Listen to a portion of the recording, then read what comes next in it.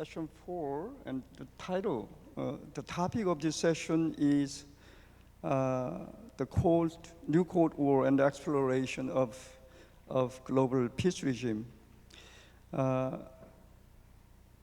We all know that US-led international liberal order is in trouble, much more so than before. Even people are saying it is collapsing. And we are talking about the global West, global East, and the global South.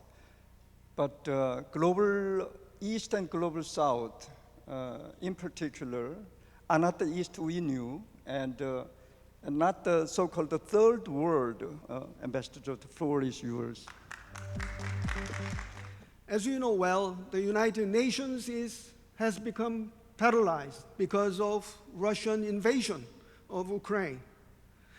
However, it has been dysfunctional for years because of the strategic rivalry between the United States and China.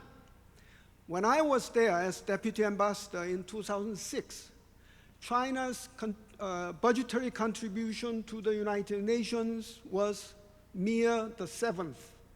Now it's second, and it contributes 15% of the whole UN budget. The United States, only 22%, is catching up.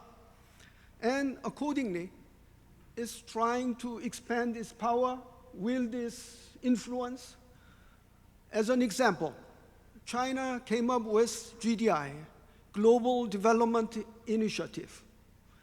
If you read it, it's innocuous, but there is conspicuous omission. There is no mention of human rights, no mention of environmental protection. So, in every committee, there is competition, strategic competition. But we all know that it's just a representation of this strategic rivalry at the United Nations. Predicting something is very difficult, but I can assure you that my prediction is 100% sure. It will happen in this way. Why? Because it's the United States that said that the bilateral relationship between China and the US will be done cooperation, competition, and confrontation. So my prediction is that the world will depend on the combination of these three things: cooperation, competition, and confrontation. If cooperation between the two countries are big, it will be okay. If the confrontation is big, it will be precarious. Why?